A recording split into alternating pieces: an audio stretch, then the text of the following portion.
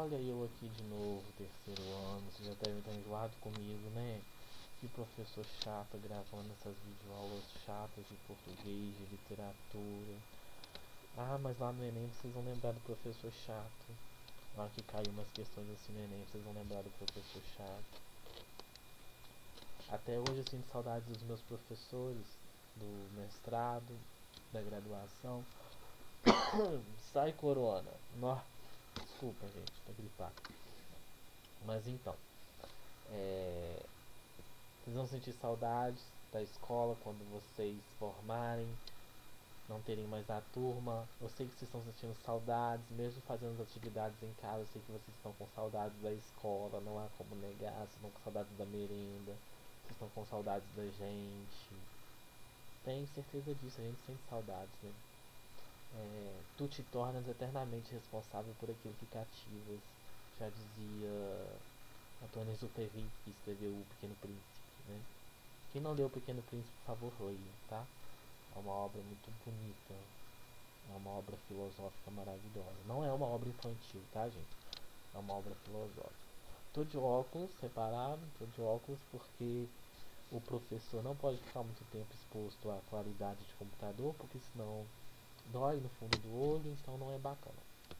Bom, chega de blá blá blá. Nós vamos à nossa aula de literatura da semana 3, tá? Lembrando que na semana passada nós falávamos sobre a Semana de Arte Moderna, que se deu em 1922 e começou o modernismo no Brasil. Com a Semana de Arte Moderna de 22, como vocês já sabem, né, os escritores brasileiros, eles abandonaram aquele complexo de inferioridade contra os países europeus e começaram a escrever o Brasil da forma que o Brasil é, sem mascarar nada, adotando uma linguagem mais coloquial, que é a linguagem que a gente usa no dia a dia, com palavrões, com gírias, etc e tal. Abordou o Brasil como ele era, sem mascarar as coisas, falou sobre o sertão, sobre a seca, falou sobre o sul, sobre a questão econômica do sul, falou sobre o norte, falou sobre o nordeste, centro-oeste. Enfim, cada escritor de sua respectiva região abordou o Brasil de sua maneira, mas a sua maneira como era mesmo, tá? Não mascarou nada não. Não deixando literatura de lado, ou seja, usando figuras de linguagem, usando poesias, usando romance. É o que nós vamos ver que aconteceu com o 15 da Raquel de Queiroz, a nossa primeira obra que nós vamos estudar na literatura, depois da Semana Moderna de Arte, né? De 22. Nós vamos ver que no 15 há uma crítica muito grande à sociedade da época, principalmente aos retirantes, as pessoas que saíam do sertão para a capital em busca de melhorias de vida, porque por causa da seca que atingia o sertão nordestino, né? Mais especificamente nessa obra da Raquel de Queiroz, nós vamos ver sobre a grande seca que aconteceu em 1915 no Ceará, tá? No Ceará. Tanto é que a obra, o título da obra recebe o nome de O 15. O 15 quer dizer 1915. Foi a época em que houve essa grande seca no Ceará. Ah, Graziano, mas o modernismo começou em 22? Sim, começou em 22. Mas o que houve no sertão do Ceará, a seca que houve, foi em 1915, mas a Raquel de Queiroz escreveu depois de 22, tá? É uma obra modernista por causa da linguagem coloquial, por causa do regionalismo, principalmente. O que é o regionalismo? Regionalismo é quando o escritor vai falar da sua região.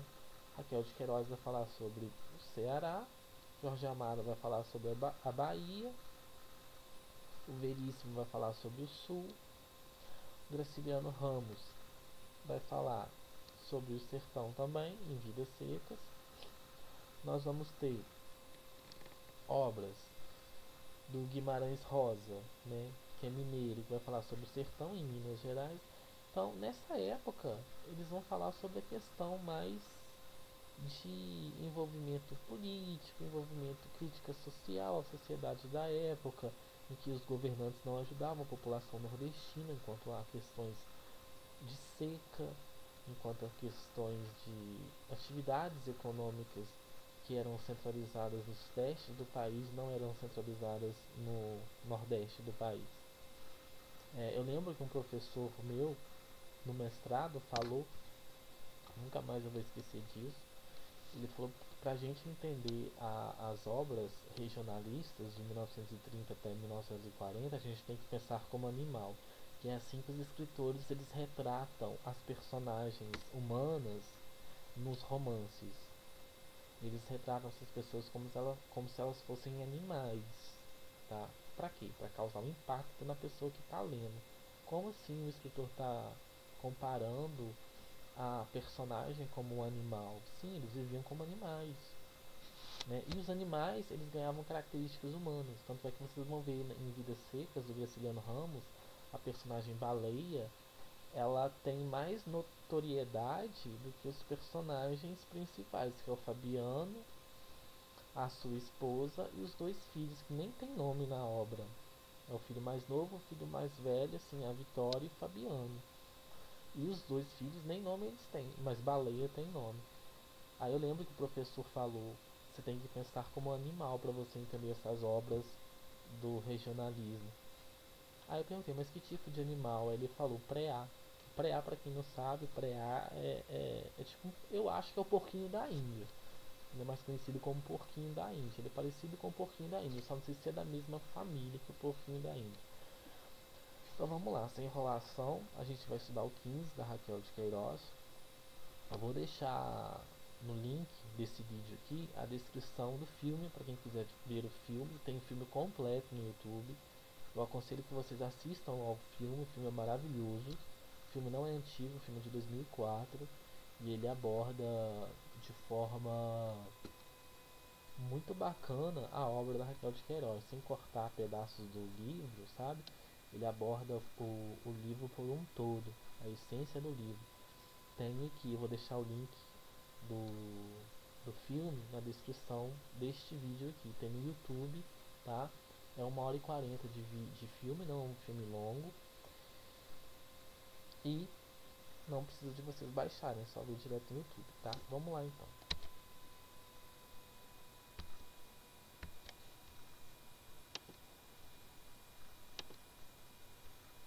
Vamos lá, vamos falar sobre a autora primeiramente, né? A gente tem que falar sobre a autora, né? Raquel de Queiroz, que escreveu essa obra magnífica. Dentro das obras regionalistas, tá, gente? Modernistas, para mim essa obra é o 15 e Vidas Secas e Cacau do Jorge Amado e País do Carnaval também do Jorge Amado e Vidas Secas do Graciliano Ramos são as obras primas do regionalismo brasileiro, tá bom? Então vamos lá, ver o 15. Vamos ver quem é Raquel de Queiroz. Raquel de Queiroz ela é conhecida com CH, tá? Mas eu já vi também Raquel de Queiroz com Q, tá? A primeira escritora a entrar para a Academia Brasileira de Letras, lembrando que quem fundou a Academia Brasileira de Letras foi Machado de Assis, tá? Ela foi a primeira escritora a fazer parte da Academia de Letras, eleita na cadeira número 5, em 1977. Foi também jornalista, romancista, cronista, tradutora e teatróloga. Então ela escreveu romances, escreveu crônicas, foi tradutora de alguns livros e escreveu peças de teatro também. Entregou o quadro de sócios efetivos da Academia Cearense de Letras. Então ela é cearense. Seu primeiro romance, o 15, então a primeira obra que ela escreveu e a primeira obra que a consagrou foi o 15. Lembrando que ela escreveu o Memorial de Maria Moura, que virou uma minissérie na TV Globo, que passou há muito tempo, se não me engano em 90, 96, 97, 98, por aí. Vocês nem eram nascidos, eu acho. Memorial de Maria Moura também é uma obra-prima dela, além de 15. Seu primeiro romance. Ganhou o prêmio da Fundação Graça Aranha. O Memorial de Maria Moura foi transformado em minissérie para televisão e apresentado em vários países. Eu sei que o Memorial de Maria Moura foi transmitido pela TV em minissérie, pela TV Globo, mas o romance que a consagrou como escritora, que fez com que ela entrasse na Academia Brasileira de Letras foi com certeza o 15. Bom, vamos aos personagens de o 15. Por que eu escolhi essa obra? Essa obra é uma das obras que mais cai em vestibular, gente.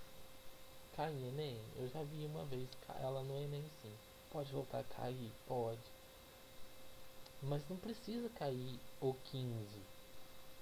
Vai cair talvez outra obra regionalista, mas se você leu o 15, se você assistiu o vídeo e sabe as características de uma obra regionalista, você vai saber responder uma questão do Enem de uma obra regionalista, porque eles falam a mesma língua.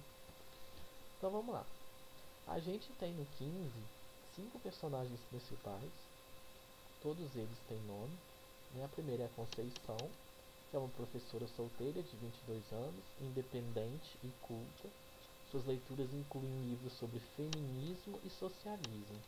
Então, aqui a gente já tem, né, a característica de Conceição, uma mulher, né, que está à frente do seu tempo. Um romance escrito em 1930, Conceição, já falamos sobre feminismo e socialismo, então a gente já tem um romance à frente do seu tempo. As suas ideias avançadas são seu ponto forte. Olha o que eu falei. As suas ideias avançadas são seu ponto forte. Então a gente vai ter, prestem atenção aí, Conceição, uma personagem além do seu tempo. O que é um personagem além do seu tempo? Ainda mais mulher naquela época que não tinha muita voz, Conceição tinha. Tanto é que ela lia livros sobre feminismo e socialismo. O Vicente, né, que é o primo da Conceição, sertanejo, um pouco bruto e muito trabalhador. Então aqui a gente vai ver um sertanejo, um típico sertanejo, uma pessoa do interior, uma típica pessoa do interior. Se você fizer a leitura do livro, você vai ver que Vicente é aquela típica pessoa do interior que tem medo de cidade grande, que fala com sotaque de pessoas que moram no interior, que falam coloquialmente e que é desconfiado com as pessoas da cidade, ou seja, tem medo de pessoas da cidade grande. Né? Geralmente pessoas do interior elas tendem a ir a cidades grandes e ter medo, né? Até de andar numa cidade. Chico Bento, né? É um vaqueiro, mas perde o trabalho por causa da seca e se torna um retirante. Aqui é que a gente vai abordar a questão não só de Chico Bento, mas de todas as personagens, a questão principal do livro, que é quando eles deixam o trabalho na cidade onde passam os acontecimentos e vão para a capital, né, do Ceará, Fortaleza, em busca de melhoria de vida. Então eles saem dos lugares que eles moram, não saem porque eles querem, porque eles são retirantes, eles saem por causa da seca, porque não tem condições de sobreviver. A Cordulina é a mulher de Chico Bento, esposa de Chico Bento, e a mãe Nácia é a avó da Dona Conceição, tá bom? Então nós temos cinco personagens, nós temos mais personagens no, no livro, no enredo, entretanto, os personagens principais são focados, a história, o enredo é focado em torno desses cinco, tá bom? Vamos lá então. O tempo, toda história, né? Todo romance, toda história, todo conto, toda crônica, ele tem um tempo cronológico. Esse tempo, né, a autora situa a história no romance, como eu já falei, no Ceará, de 1915, devido à grande seca, né? O fato histórico importante da época era a própria seca de 1915. Vocês podem pesquisar sobre essa seca, que vocês vão encontrar no Google, tá bom? Essa seca que assolou não só o Ceará, como todo o Nordeste. O que origina o título do livro, como eu falei no primeiro slide. A história é contada em linha reta. O que é uma história contada em linha reta? A escritora ela não faz flashback. Ela não volta no passado para pegar um acontecimento no passado e jogar no presente. A história é toda em linha reta. É uma linha cronológica que tem início, meio e fim. Tá bom? Para evocação rara evocação do passado. Então, isso daqui, deixa eu ver o tempo aqui, gente, para o YouTube não me cortar. Ok. rara evocação do passado. Essa rara evocação do passado aqui é como eu falei, ela não vai pegar acontecimentos do passado e colocar no presente. Ela vai falar do presente. Isso daqui é característica do romance regionalista. História contada em linha reta e eles cortam essa questão de pegar lembranças do passado e colocar no presente. Então, no próximo vídeo, eu vou dar continuidade à história aqui e explicar o enredo da questão do regionalismo. Até o próximo vídeo.